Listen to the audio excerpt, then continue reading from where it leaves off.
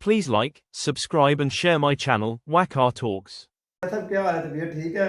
मियाँ साहब, हम कसूर पार्क इलेक्शन में तो डिस्कस करते रहते हैं आए दिन, तो आप ही राय देते रहते थे। तो आज हम हाईकोर्ट के बार के इलेक्शन के बारे में आपसे पूछते हैं कि हाईकोर्ट बार का इलेक्शन हो जा रहा है, इसमें किसका किसके साथ मुकाबला है। पहले हम सदर का डिस्कस कर लेते हैं कि सदर का मुकाबला किसके साथ है। विकास, जो वकला का इलेक्शन के साथ अटैचमेंट है वो एक जो हमारी बार एसोसिएशंस हैं उनकी एक बुनियादी जो है ना, वो आप समझ लें कि ब्यूटी भी है और एक तरह का एक पूरा सेटअप है, जिसकी वजह से हमारे इलेक्शन जो है ना वो आम जनरल पब्लिक में ये बहुत ज़्यादा रिजर्वेशन चलती रहती है। वो कहते हैं कि यार आपके इलेक्शन एक ख़त्म होता है दूसरा शुरू हो जाता है। तो पहले तो मैं इसी वीडियो की वसात से वो भी क्लियर करने की कोशिश करूँगा कि जो वकला के इलेक्शन का सेटअप है वो जनरली ये है कि हर साल जो डिस्ट्रिक्ट बार्स हैं उनके इलेक्शन होने होते हैं, जो हाई कोर्ट बार हैं उनके हर साल इलेक्शन होने होते हैं, और उसके अलावा जो पंजाब बार हैं उसके 5 साल बाद इलेक्शन होते हैं। तो अगर एक वकील जो है वो हाई कोर्ट का मेंबर है, वो डिस्ट्रिक्ट बार का मेंबर है, वो सुप्रीम कोर्ट का मेंबर है, तो सबसे पहले हर साल जनवरी के दूसरे वीक में दूसरे सैटरडे को जितनी भी लोकल बार्स हैं, पूरे जो प्रोविंस है उसकी जितनी भी लोकल बार हैं, उनमें हर साल पंजाब बार कौंसिल का इलेक्शन होगा, जिसमें हर वकील ने वोट कास्ट करना है। उसके बाद चले जाते हैं हम जो है वो हाई कोर्ट बार का। हाई कोर्ट बार का इलेक्शन हर साल फरवरी में होता है। जितने भी एडवोकेट हाई कोर्ट हैं उन सब ने हाई कोर्ट बार के इलेक्शन में जो है वो वोट कास्ट करना होता है। और फिर चला जाता है सुप्रीम कोर्ट बार का इलेक्शन, वो अक्टूबर के जो है ना वो लास्ट में जाके हर साल होता है। तो उसमें जितने भी एडवोकेट सुप्रीम कोर्ट है उन सब ने उसमें वोट कास्ट करना होता है। अभी करंटली जनवरी में जो है ना वो हमारे डिस्ट्रिक्ट बार के इलेक्शन सम अप हुए हैं।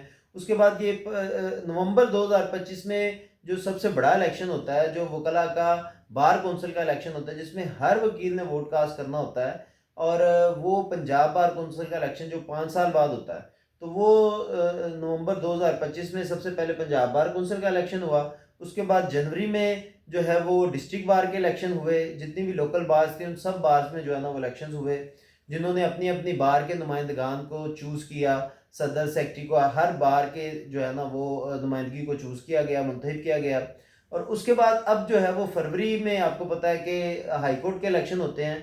तो अब हमारे जो है ना वो हाई कोर्ट बार के इलेक्शन होने जा रहे हैं। तो अगर हम लाहौर हाई कोर्ट बार को डिस्कस करें, और इसमें जो है वो दो मेन बड़े ग्रुप हैं।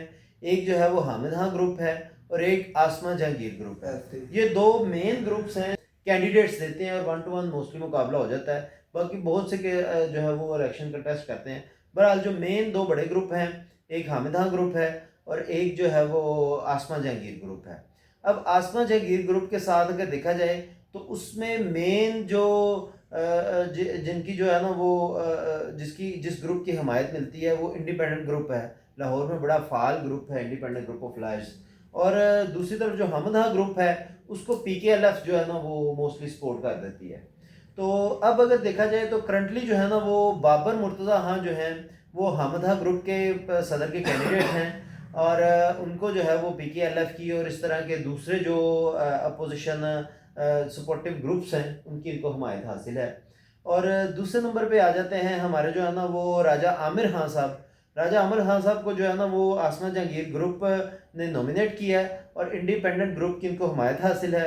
इसमें जो है ना वो एहसन बून साहब, आज़म नदीर तारड़ साहब, उसके अलावा स्पेशली जो हमारे स्पीकर हैं मलिक अहमद खां साहब, वो इनकी जो है ना वो बड़ी स्पोर्ट में बड़े एक्टिव जो है ना वो रोल प्ले कर रहे हैं। और उसके अलावा फवाद चौधरी जो हैं वो भी इनके बड़े अच्छे लिंक्स में हैं और वो बड़ी इनको जो है ना वो प्रमोट कर रहे हैं। दोनों ग्रुप बहुत कर रहे हैं। हाँ जी।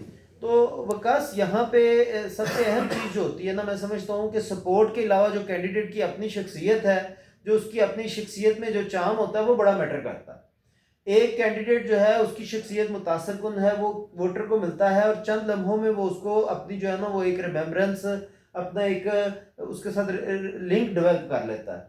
और दूसरा कैंडिडेट जो है वो जस्ट एज ए कंपेन एक फॉर्मल सी जो है ना वो मीटिंग करता है, गुजरते हुए रिक्वेस्ट करता है और चला जाता है। तो ये एक बड़ी मेन काज है किसी भी कैंडिडेट की कामयाबी के अंदर।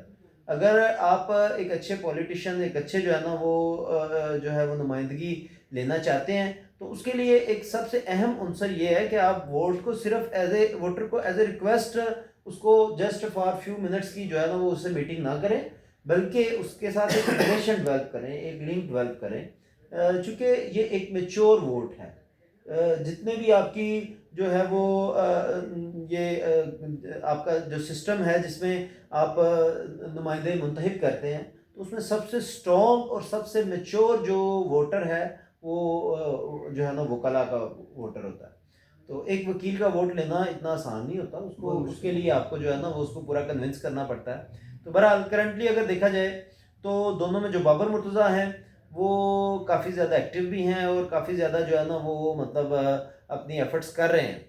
और दूसरी तरफ जो राजा आमिर खान साहब हैं वो एक्टिव तो हैं, लेकिन उनकी जो है ना वो उनकी शख्सियत की बेस के ऊपर अगर मैं अपने एनालिसिस दूं तो उनके साथ एक बड़े जो है वो नुमाइंदे अटैच हैं, लेकिन उनकी अपनी शख्सियत का जो इम्पेक्ट है वो उनको फेस करना पड़ रहा है।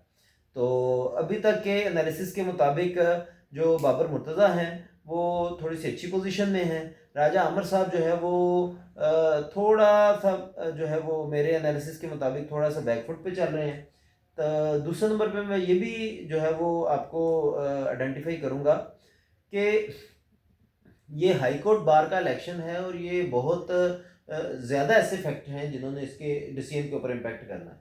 सबसे मेन बात तो ये है कि इस दफ़ा रमज़ान में आ रहा है, हाँ जी, ठीक है, और रमज़ान में आपकी जो वोटिंग है उसकी मतलब जो आपका टर्न आउट है वो मेरा नहीं ख्याल कि 10 और 15% से भी अबव जाएगा। ऑलरेडी इसकी जो रेशो होती है नॉर्मल डेज में, जब लास्ट ईयर उससे पहले जो मतलब पास्ट में जब रमज़ान के अलावा इलेक्शन आता था तो तब जो रेशो थी, तब जो आपके जो टर्न आउट है वो मैक्सिमम मैक्सिमम 30-35% से अबव नहीं होता, क्योंकि जितने भी लोअर के लोकल्स हैं वो वोट कास्ट करते हैं, इर्द गिर्द की जो करीब करीब की बारें हैं वो वोट कास्ट करती हैं, जो दूसरी तरफ चले जाते हैं जो अपने अपने जो है वो डिस्ट्रिक्ट में दूर से आए हुए वोटर्स हैं वो फिर इन 2 दिनों को सैटरडे और संडे को जो है ना वो मिला के वो अपनी एक हॉलीडे एंजॉय करते हैं। तो इससे टर्न आउट ज़्यादा से ज़्यादा 30-35% 40% से अबव नहीं जाता। तो मेरे जो है वो मतलब सोच के मुताबिक चूँकि रमज़ान है और हर बंदा जो है वो इसमें एफर्ट करने से और बिला वजह जाके जो है ना वो अपना एक हैटिक डे स्पेंड करने से वो अवॉइड करते हैं। तो मैक्सिमम 10-15 और 20% भी अगर हो जाए तो ये भी एक बड़ा अच्छा फिगर है।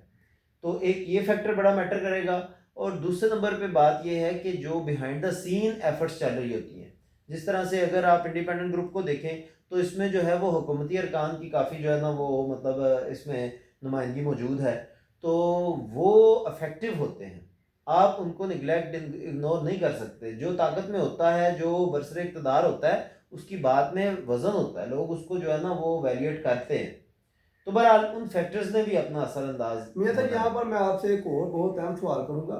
पिछली दफ़ा इलेक्शन हुआ था, साकिब अकरम गुंदल साहब का इलेक्शन बहुत क्लियर था, ये बात ठीक है। जी जी। इसी तरह अब लग रहा है कि बाबर मुर्तज़ा बहुत आगे है, लेकिन साकिब अकरम गुंदल साहब इलेक्शन हार गए थे। यही तो मैं आपको बताने की कोशिश कर रहा हूँ कि ये एक हमारा जो एनालिसिस होते हैं ये, चूँकि जो डिस्ट्रिक्ट बार का इलेक्शन है उसके ऊपर आप ज़्यादा जो है ना वो वाइजली उसके ऊपर कमेंट्स कर सकते हैं, लेकिन ये जो हाई कोर्ट बार का इलेक्शन है, एक तो इसकी जो वोट बैंक है वो इतना ज़्यादा एक्सपैंड हो चुका है, इतना फैल चुका है। अगर एक कैंडिडेट जिसको हम समझते हैं कि उसका इलेक्शन वाज़ेह नज़र आ रहा है, तो मुमकिन है कि किसी दूसरी तरफ उसका जो है ना वो इम्पैक्ट बिल्कुल लो हो, और जो दूसरा कैंडिडेट है जो हम समझते हैं कि थोड़ा पीछे जा रहा है वो उधर से ज़्यादा जो है ना वो स्ट्रॉन्ग हो। तो ये फैक्ट आप इसको जो है वो मद्देनज़र रखेंगे। और दूसरे नंबर पे आप इसके ऊपर 100% एनालिसिस नहीं कर सकते कि कौन जीतेगा कौन हारेगा। ये जस्ट जो है वो टाइम आपका टेकिंग एनालिसिस होंगे, जिसमें टाइम ये डिसाइड करेगा कि किसने जो है ना वो अच्छी पोजीशन को गेट करना है। बाकी आज जो है ना वो 20 हो गई है, 8 दिन बाकी हैं। आने वाला सैटरडे जो है वो हमारे लिए डिसीजिव होगा। तो लेट्स सी कि क्या होता है।